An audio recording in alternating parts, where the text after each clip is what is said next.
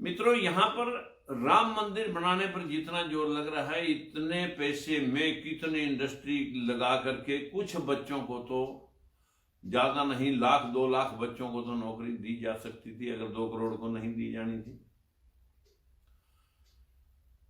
हमारे देश की बदकिस्मती है कि यहाँ पर मंदिर, मस्जिद, पूजा पाठ, अंधविश्वास, पाखंड, इसके नाम पर लोग लगे पड़े हैं।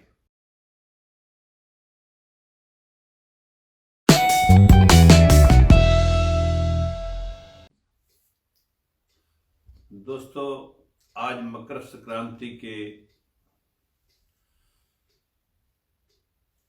इस त्योहार पे जहां पर लोग दुआएं देते हैं, मुबारकें देते हैं, मैं अपने देश के नेताओं को बद्दुआ देना चाहूंगा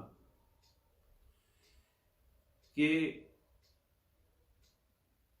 73-74 साल की आजादी में इस देश के नौजवानों ने क्या पाया।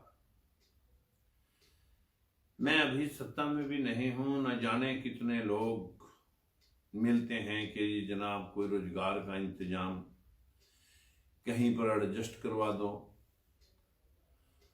मुझे देखकर अपने पे भी गिलानी आने लगती है कि काश मैं इस काबिल बन जाता तो इन लोगों को इनकी मंजिल दिलवा सकता। मित्रों, सुप्रीम कोर्ट जहां पर इतने फैसले देता है, अभी भी किसान आंदोलन के ऊपर एक स्टे 3 कानूनों को लेकर के दिया है। अगर सुप्रीम कोर्ट सीरियसली इस बात को सोचे कि जो ये राजनीतिक दलों के नेता झूठ बोलते हैं, किसानों की आमदनी 2 गुनी कर देंगे, स्वामीनाथन रिपोर्ट को लागू कर देंगे, 2 करोड़ बच्चों को रोजगार दे देंगे, एक परिवार में एक नौकरी देंगे और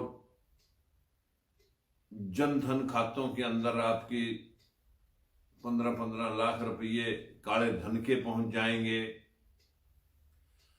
इसी प्रकार का भाषण तो 55 साल तक पहले गौ और बछड़ा के नाम पर, फिर हाथ के नाम से कांग्रेस का हाथ गरीब के साथ, लेकिन उसके गले पर इस 55 साल की आजादी तो कांग्रेस के भूखे बेड़ियों ने इस देश को नोच नोच के खाया और अब 6वीं बार बीजेपी भी वही काम कर रही है। तरस आता है देख करके उन युवा बच्चों पर जिन लोगों ने अच्छी पढ़ाई की, अपने मां बाप के पैसे, अपनी लगन मेहनत, पर मैं समझता हूं कि डिग्रियां लेना, पढ़ाई करना, उसके बाद सिर्फ नौकरी की आस्था लगाए रखना, मैं सोचता हूं कि व्यक्ति ने डिग्री लेकर के सिर्फ अपने दिमाग को गुलाम बनाया है, बौद्धिक विकास नहीं हुआ। हमारे देश में कितने उत्पादन बाहरले देशों के बिक रहे हैं, पूरा चीन का माल हमारे देश में अभी भी बिक रहा है। यहां पर छोटे से छोटा फर्नीचर, पांव के जूते, गल के कपड़े, इलेक्ट्रिक सामान, कंप्यूटर, इलेक्ट्रॉनिक, सभी का सब बाहर देशों से आ रहा है।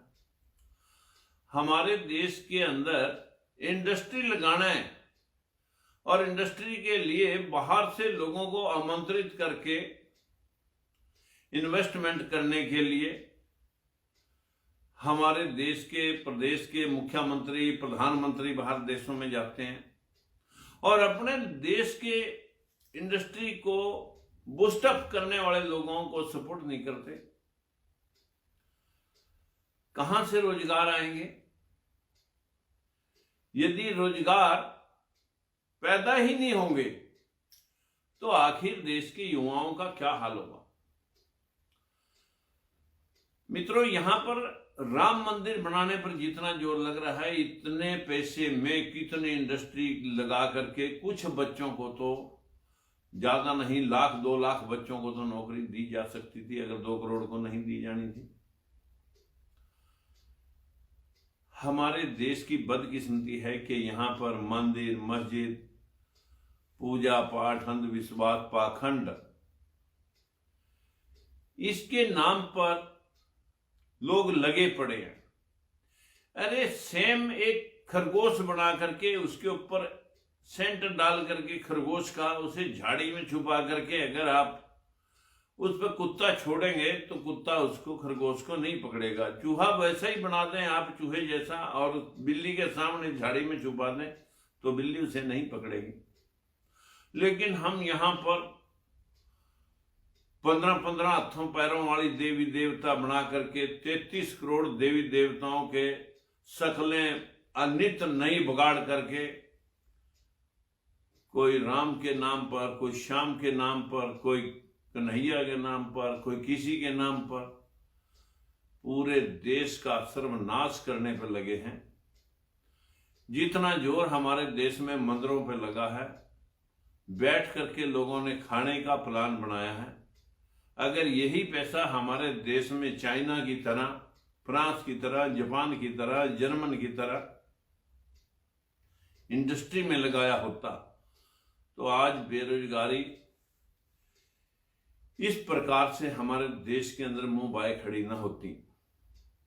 बाहरले देशों में काम करने वाले को पैसा मिलता है और हमारे देश में कुर्सी तोड़ने वाले को पैसा मिलता है। हमारे देश के बच्चे बाहरले देशों में जाकर के मेहनत करके बड़े बड़े आयाम हासिल कर रहे हैं, वहां क्योंकि काम करने वाले को पैसा दिया जाता है। और हमारे देश के अंदर चीटिंग, धोखाधड़ी, अंधविश्वास और पाखंड फैलाने वाले को, झूठ बोलने वाले को पारितोषिक मिलते हैं।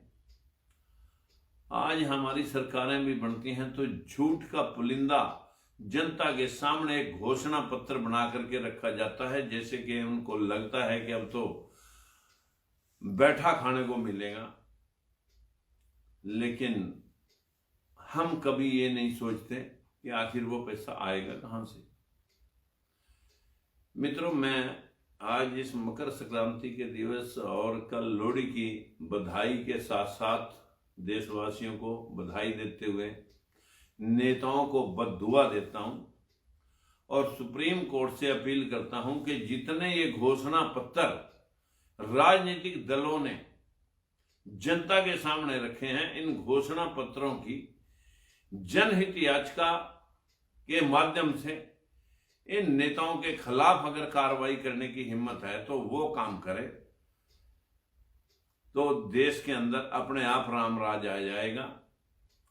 राम राज कोई मंदिरों मस्जिदों में मंदिर बनाने से नहीं आ सकता। मैं आज के इस मौके पर अपने देश के सभी युवाओं से प्रार्थना करना चाहूंगा कि मेरे भाइयों, और किसानों से भी अपील करना चाहूंगा कि मेरे भाइयों, आप सोचते हैं कि यहां आपकी कोई बात सुनने वाला बैठा है। सुप्रीम कोर्ट में कुछ घरों के परिवार कॉलेजियम सिस्टम के माध्यम से वही जज बने बैठे हैं। सरकार में कुछ परिवार सरकारों को चलाने में सक्षम हो चुके हैं। आप ए से भागेंगे तो बी के पास फंसेंगे, जाकर के बी से भागेंगे तो सी के पास फंस जाएंगे और सी के पास से फिर पहले दल के पास आ जाएंगे। यदि आप कुछ इकट्ठे होकर के करना ही चाहते हैं तो देश के अंदर प्रतिभाओं की कमी नहीं है, अच्छे लोगों की कमी नहीं है। अच्छा तो तुम्हें बढ़ना है। अगर अच्छा बढ़ना है तो पहले आप अच्छा बने। जब वोटर भ्रष्ट हो जाएगा, 15 दिन के इलेक्शन में वो दारुआं पिएगा और फैसला दारू पी करके देगा, पैसे लेके घूस लेके देगा, तो फिर घूस वाले नेता ही पैदा होंगे। तो मैं आप सभी को फिर एक बार प्रार्थना करूंगा, ये हम सब का देश है। इस देश के युवाओं के प्रति, किसानों के प्रति सोचें। यदि काम करने वाला भूखा रहेगा तो रेवोल्यूशन आएगा और फिर वो किसी की नहीं सुनेगा, चाहे वो कितना भी बड़ा पार्टी का मुखिया हो, प्रधानमंत्री हो, मुख्यमंत्री हो। जन सैलाब के आगे कोई भी चीज टिकती नहीं है। जनता ही भगवान है। मैं तो जनता को भगवान मानता हूं और मैं अपने भगवान को नमस्कार करता हूं। जय हिंद। अगर आपको ये खबर अच्छी लगी तो लाइक करें, ज़्यादा से ज़्यादा शेयर करें और चैनल को ज़रूर सब्सक्राइब करें। धन्यवाद।